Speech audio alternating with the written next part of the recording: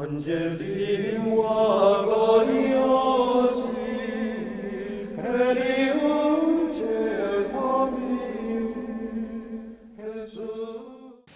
Queridos hermanos, en estos días celebramos el aniversario de lo que empezó en esta capilla como actividad importante en la diócesis, primero aquí en la ciudad y después se ha ido extendiendo a otros lugares, la adoración perpetua. Y parece mentira los que estáis aquí que asististeis en aquel comienzo hace 20 años. 20 años. Me estoy dirigiendo especialmente no solamente a los de la capilla, sino quienes nos siguen, son tantos, a través de la televisión diocesana.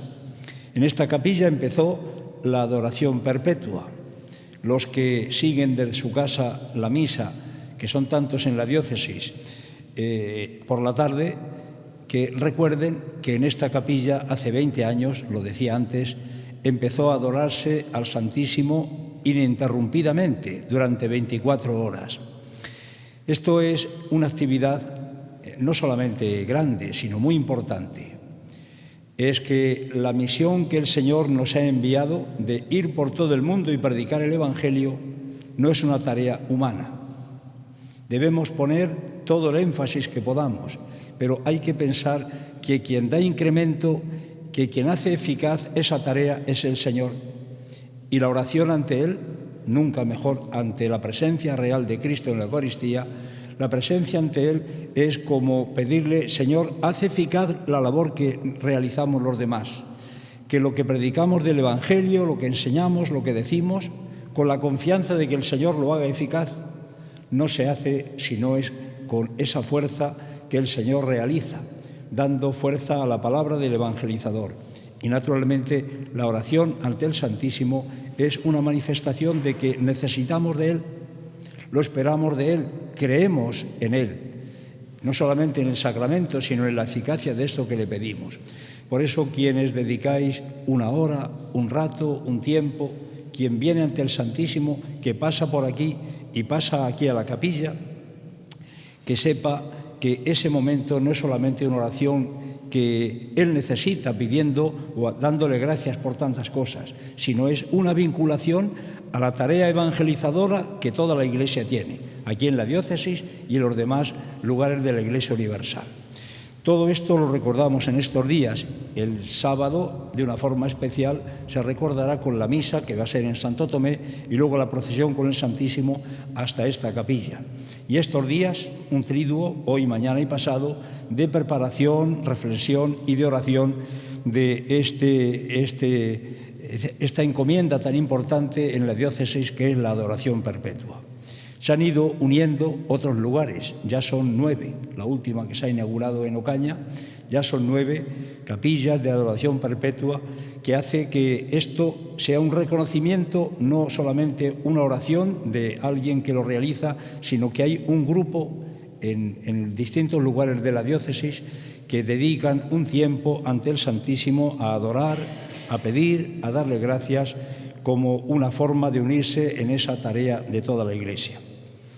Hoy estamos celebrando a una mártir de aquellos que en los primeros tiempos de la persecución dieron un testimonio de fe tan grande, Santa Águeda. Era de Sicilia y vivió a mediados del siglo III, hacia el año 250.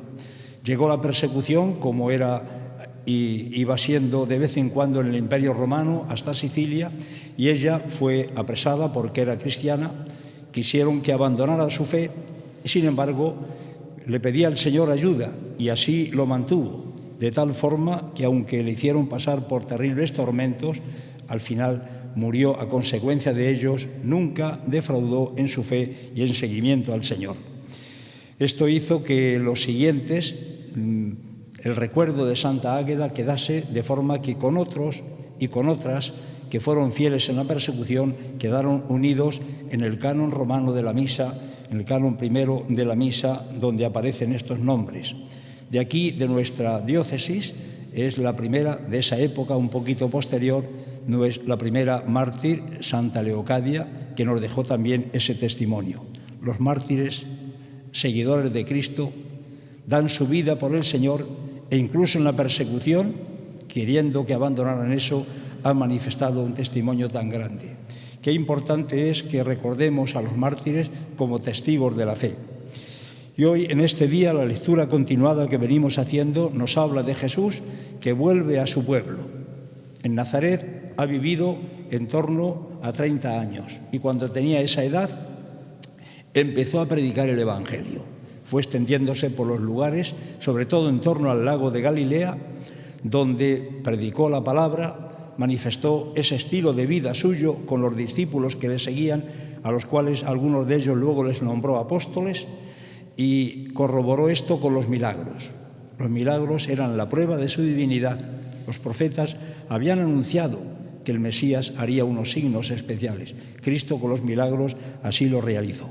Y hoy empieza el Evangelio diciendo eso, que cuando volvió a su pueblo, a Nazaret, le recibían con la fama de lo que decían los demás pueblos, lo que predicaba, lo que hacía, los milagros. ¿De dónde sale todo esto? Si le hemos conocido, es el hijo del carpintero. Y dice aquí algo que conviene que expliquemos hoy. Es hijo de María, sus hermanos Santiago, José, Judas, Simón, sus hermanas no viven con nosotros. Jesús no tenía hermanos en el concepto que nosotros entendemos. En aquel lenguaje, la palabra hermanos englobaba todos los familiares cercanos. Nosotros decimos parientes, familiares, primos. En esa palabra se englobaba todo. La palabra hermanos en aquel tiempo se refería a lo que nosotros decimos esto mismo, familiares o parientes. Bien, pues estos los conocían y decían, ¿cómo tiene esto? Lo primero, la duda contra Jesús, no la fe en el seguimiento. ¿Qué forma de ser tenemos los humanos? Una duda que se mezcla con incredulidad, con envidia, y que el Señor dice aquí, no pudo hacer allí ningún milagro porque les faltaba fe. Importante reflexión del Señor, les faltaba fe. Los milagros que Cristo hacía no eran solamente para aparentar ante los demás que tenía un poder especial. De hecho, cuando los demás creían que les iba a solucionar solo problemas temporales, dice que se escabullía, como cuando multiplicó panes y peces para dar de comer. Y muchas veces el milagro iba precedido de un diálogo de fe. ¿Tú crees en el Hijo de Dios? ¿Tú crees en esto? Porque la fe es nuestra relación con el Señor. Y el milagro es la prueba de que quien lo hace es Dios que está presente entre nosotros. Qué importante es esto ante el Santísimo Sacramento. Por fe venimos a la celebración, decimos en la Eucaristía, para que no se nos olvide después de la consagración, dice el sacerdote, este es el misterio o el sacramento de nuestra fe. Nuestra fe se basa en que Cristo ha muerto por nosotros y ha resucitado por nosotros. Es el misterio de nuestra fe, misterio que se hace presente en la celebración eucarística de una forma especial, sacramentalmente, como Él instituyó la víspera de su pasión. Pues esto nos hace celebrarlo en la Eucaristía y nos hace, al perpetuarse la presencia reservada en el sagrario, nos hace que cuando le adoramos estamos manifestando nuestra fe. Nosotros hacemos realidad como el Señor quería, esto que el Señor añora en el Evangelio, les faltaba fe.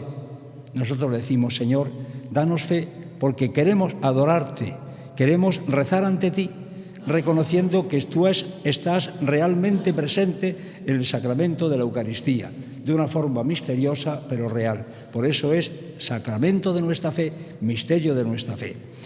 Pues que en este día de preparación de este triduo, recordando esto que pasó hace 20 años en la diócesis, invitamos también a otros en los lugares donde ya hay adoradores, en adoradores perpetuos, que se incorporen al grupo que tienen en su parroquia o en el lugar o aquí en la ciudad, en Toledo, para que esto cada vez tienda a más, sean más los que participen en esta tarea, los que valoren esta tarea tan importante.